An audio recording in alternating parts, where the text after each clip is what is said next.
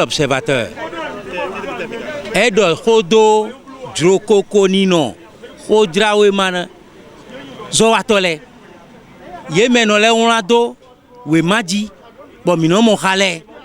Ele do khodo meno do khodo bavi bonbon mele. Ele do khodo meno do khodo bavi nu pon mele. Mi dedion mi bavi nu peno. Mo me bavi nu pon na mi kayin. Do gbe bi me mi no do khodo yo vodo internet mi no do khodo jo kwikwi me. Bo gbe bi no mo no do. E do jero to mi to me dion. Lui joko ni no. Ko drawe ma zo wa tole o. E kodo we ho. E kodo we kodo ho iwe. We do ho iwe o. Kuku ere. Yan yin na do. Yehu joko ni no. Ko drawe ma zo wa tole ton. Do ayin ko drawe ma zo wa to. Adonado joko do takame.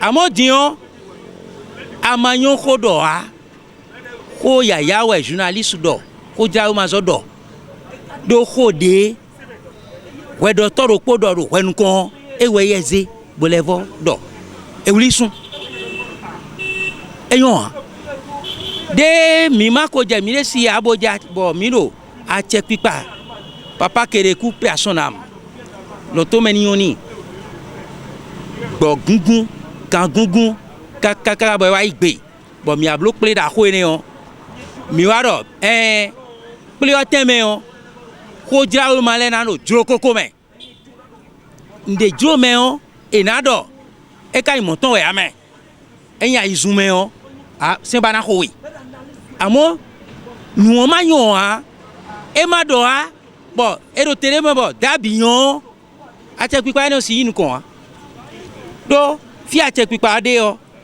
eye o e si mon kunje doko a e ka si mon kunje fibia gan ro yin to ezele o geger tin bo e do azo wa we a no ejo e no blo ko jawe ma mi me ko jawe ma zo atole we na do ah fi le yun ame me bi me ka si to gbero po ka te pipa ne a te pipa do na igbe bo me ma ro gbero po do kele a ere suna do ho do to me eni o démocratie mi ton drokoko mi ton de mi ko nkaka bo mi ko bloko igbade me yon mi suna le igudo a igbejo mi igudo do gbe bi me dion mi igudo bi ahugan hun to gana le gbeje de pomble void de blo ko ya ton we don mi de mi na blo ko ya ton ko lo fifo e bilan dion apa ali o mi se no epo le bi o e voda mi na do fon gbe o e voda e do pinpin a o mo yen hun to gana le void de jo bona tun loje to vida gbe mi